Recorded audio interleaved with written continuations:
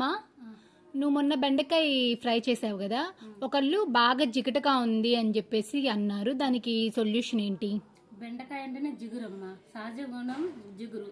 ఆ జిగురు లేకపోతే ఏ కూరగాయకైనా సహజ గుణంగా, ఏ వంకాయ అయినా బెండకాయ అయినా దొండకాయ అయినా వాటికి సహజ గుణాలతో ఉంటే కూరగాయలు మనం వాటిని పాడు చేయకూడదమ్మా. అసలు ఎలా వండుకోవాలంటే అది జిగురుతోట ఉంటేనే మనకు టేస్ట్ ఉంటుంది.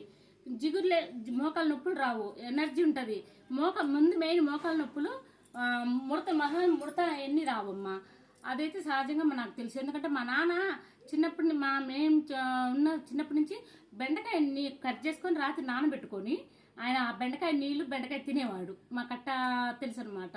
అమ్మ కూడా బెండకాయని ఎప్పుడు అలాగే చేసిద్ది. పచ్చిమిరపకాయలు తరిగేసి బెండకాయలు చేసిద్ది. అది జిగురు పోకుండా సహజంగా తినండి. అది ఎంత హెల్తీగా ఉంటారో, మీరు ఆరోగ్యంగా ఉంటారు. మెయిన్ మోకాళ్ళ నొప్పులు రాకుండా ఉంటాయండి. అదైతే మీరు ట్రై చేయండి. మెయిన్ ఏంటంటే ఆ జిగట పోకుండా ఉండటానికి నేను పచ్చిమిరకాయలు వేసి చేస్తానమ్మా. చాలా మంది ఏం చేస్తారంటే బెండకాయల్లో ఇది శనగపిండి కలుపుతారు, పెరుగు కలుపుతారు, డీప్ ఫ్రై చేసి పడేస్తారు, నల్లగా వేపి పడేస్తారు. దాంట్లో ఇంకేం ఉండదమ్మా. మనం తిన్నా వేస్టే కదా.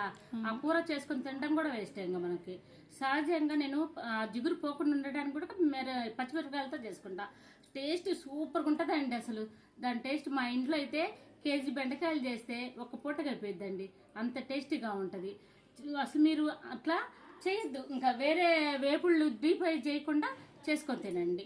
ఒకసారి ఇలా చూడండి. మీకు జిగురు ఉండడం వల్ల మీకు అది చేసుకొని తింటుంటే అలవాటు అయిపోద్దండి. జిగురు ఉంది, బంక ఉందని చాలా మంది తింటారండి బెండకాయని. బెండకాయ టేస్ట్ చాలా ఆరోగ్యం అండి మనకి.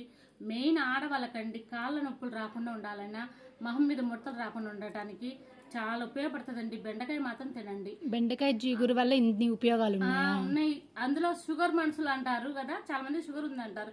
షుగర్ ఉన్న వాళ్ళకైతే ఈ జిగురు ఉండటం చాలా అవసరం. అసలు మెయిన్ మనకి ఎక్కువ కూడా డీప్ ఫ్రై లేకుండా చూసుకోండి. అసలు చాలా బాగుంటుందండి. మీకు నచ్చితే మాత్రం లైక్ చేయండి.